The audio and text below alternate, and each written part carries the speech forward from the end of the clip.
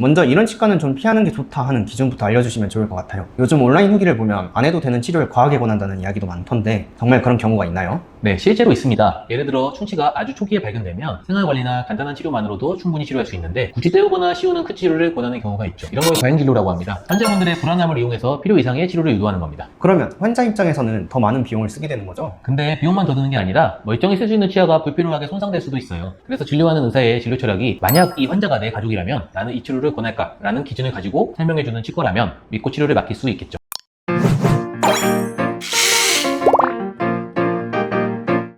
원장님, 제 주변에 어느 치과를 가야 되냐고 물어보는 분들이 많거든요. 인터넷을 찾아보면 치과도 많고 광고도 많아서 어딜 가야 할지 고민이 많이 돼요. 그쵸. 치과는 스케일링 한 번만 받고 옮기는 경우가 잘 없죠. 살다 보면 충치치료, 신경치료, 임플란트 같은 큰 치료를 받는 일이 생길 수도 있어서 좋은 치과를 잘 고르는 게 치료 결과는 당연하고 비용이나 전체적인 만족도에 있어서 아주 중요합니다. 그렇다고 무조건 비싼 치과가 좋은 것도 아닐 테고 무조건 싼 치과만 찾는 것도 위험하겠죠? 네, 비용만으로는 그 치과가 어떻게 진료하는지 알기 어렵습니다. 그래서 오늘 영상에서는 환자분들이 치과를 고를 때 꼭 피해야 할 곳은 어떤 치과인지, 믿을 만한 좋은 치과의 기준은 무엇인지 환자분들 스스로 확인할 수 있는 체크 포인트까지 정리해서 알려드리겠습니다. 원장님, 먼저 이런 치과는 좀 피하는 게 좋다 하는 기준부터 알려주시면 좋을 것 같아요. 요즘 온라인 후기를 보면 안 해도 되는 치료를 과하게 권한다는 이야기도 많던데 정말 그런 경우가 있나요?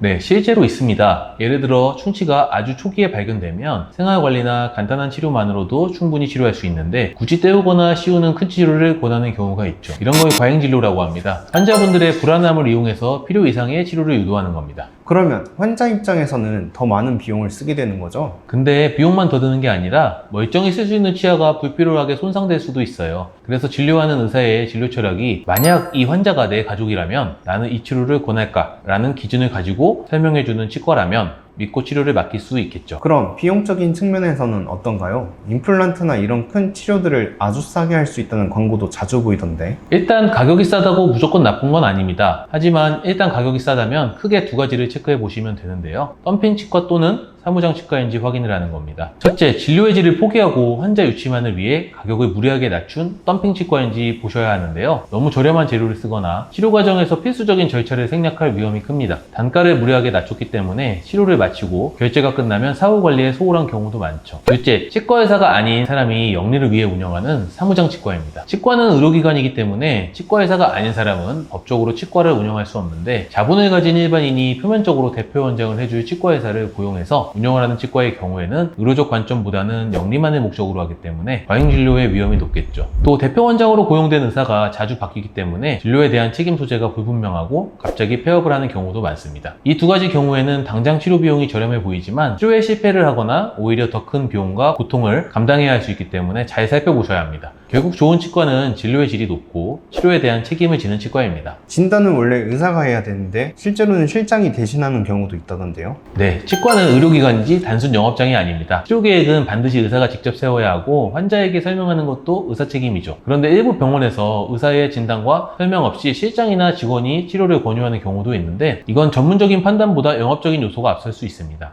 환자분들께서는 치과에 방문하셨을 때 내 치료를 해주는 의사의 심상이 공개되어 있는지를 꼭 확인하시고 치료를 왜 어떻게 해야 하는지 의사에게 직접 듣는 것이 가장 안전합니다. 결국 피해야 할 치과의 특징을 정리하면 과잉 진료를 하거나 무조건 싸기만 한 가격으로 환자를 끌어모으는 곳, 그리고 의사가 아닌 직원이 진단을 주도하는 곳이 되겠네요. 네, 맞습니다. 이런 특징을 보인다면 반드시 한 번 더 고민해 보시는 게 저야 합니다. 내 건강을 맡겨도 괜찮을까? 스스로 질문해 보시는 게 중요합니다. 원장님, 그렇다면 반대로 환자 입장에서 여기는 믿을만하다 하고 안심할 수 있는 좋은 치과의 기준은 뭘까요? 가장 중요한 건 정직한 진료 태도입니다. 제가 진단할 때 늘 되뇌이는 말이 있어요. 내 가족이라면 이 치료를 권할까? 인데요. 환자에게 꼭 필요한 치료인지, 장단점은 무엇인지 솔직하게 설명해주고 환자 스스로 결택할 수 있게 해주는 치과가 좋은 치과라고 생각합니다. 환자가 충분히 이해할 수 있게 설명해주고 직접 선택할 수 있게 해주는 거군요. 맞습니다. 그리고 두 번째는 전문성과 경험입니다. 치과는 스케일링만 하는 곳이 아니잖아요. 충치 치료부터 발치, 임플란트, 턱관절 등 복잡하고 고난도의 치료까지 다룹니다. 예를 들면 어떤 경우에는 치아를 살릴 수 있지만 반대로 뼈와 잇몸 상태 때문에 발치를 해야만 하는 경우도 있습니다. 당연히 오랜 임상 경험과 외과적인 전문적 지식이 있는 의사가 치료 계획을 세우는 게 안전하겠죠. 이런 케이스라면 구강외과 전문의가 턱뼈, 신경, 잇몸까지 종합적으로 고려하기 때문에 환자에게 가장 안전하고 적절한 치료 방향을 제시할 수 있습니다. 환자 입장에서 그 차이를 알아채긴 쉽지 않지만 결국 전문성과 태도에서 드러나는군요. 네, 세 번째는 합리적인 비용과 사후 관리입니다. 지나치게 싼 가격은 위험하고 필요 이상으로 비싼 가격은 환자에게 부담이 됩니다. 자체 기공소를 운영하거나 대표 원장이 직접 진료하는 경우 비교적 원가를 낮출 수 있습니다. 이렇게 합리적인 비용 범위 안에서 좋은 재료를 쓰고 치료 후에도 AS나 정기관리까지 책임지는 치과가 좋은 치과입니다. 치료만 끝나는 게 아니라 관리까지 이어져야 안심할 수 있겠네요. AS 여부를 꼭 확인해야겠네요. 그렇습니다. 네 번째는 환자 중심 태도입니다. 치료 방법을 무조건 강요하지 않고 환자가 이해할 수 있도록 충분히 설명해 주면서 상황 맞게 선택 옵션을 주고 환자의 선택을 존중하는 겁니다. 내가 원하는 걸 해주는 병원이 아니라 내 몸에 맞는 걸 찾아주는 병원이라는 거군요. 정확합니다. 다섯 번째는 꾸준한 운영입니다. 한 의사가 같은 지역에서 오랫동안 자리 잡고 있다는 건 그만큼 환자들의 신뢰를 쌓아왔다고 볼 수 있습니다. 오랫동안 한 자리에서 진료하는 치과와 의사가 신뢰의 증거가 될 수 있군요. 네, 마지막 여섯 번째는 위생관리와 진료 시스템입니다. 철저한 위생과 체계적인 시스템까지 갖춰져 있다면 환자분들이 더욱 안심할 수 있습니다. 정리해보면 좋은 치과의 기준은 정직한 진료 태도와 전문성과 경험, 그리고 합리적인 비용과 사후 관리를 잘 하는지, 환자 중심 태도로 꾸준하게 운영되는지, 또 철저한 위생 관리와 진료 시스템을 갖췄는지. 맞습니다. 이 6가지가 갖춰져 있는 치과를 고르셨다면 좋은 치과를 다니고 계신 겁니다. 원장님, 좋은 치과의 기준까지는 잘 알겠는데요. 사실 환자 입장에서는 병원 내부 사정까지 다 알 수는 없잖아요. 그럼 우리가 직접 확인할 수 있는 방법은 뭐가 있을까요? 네, 환자분들께서 치료받으시기 전에 2곳에서 3곳 정도 상담을 받아보는 것입니다. 같은 증상이라도 치과마다 치료 계획이 다를 수 있거든요. 그러면 어떤 치과가 과잉 진료를 하는지도 비교하면서도 알 수 있겠네요. 맞습니다. 예를 들어 A치과에서는 치아를 살릴 수 있다고 했는데 B치과에서는 무조건 발치해야 한다고 한다면 반드시 한 번 더 확인해 볼 필요가 있겠죠. 상담받을 때 주의 깊게 봐야 할 포인트도 있을까요? 네, 두 번째는 진단을 누가 해주는지 확인하는 것입니다. 원장이 직접 환자의 상태를 보고 진단해 주는지 아니면 직원이나 실장이 대신 진단을 하는지. 좋은 치과라면 반드시 원장이 직접 진단하고 치료 방향을 제시합니다.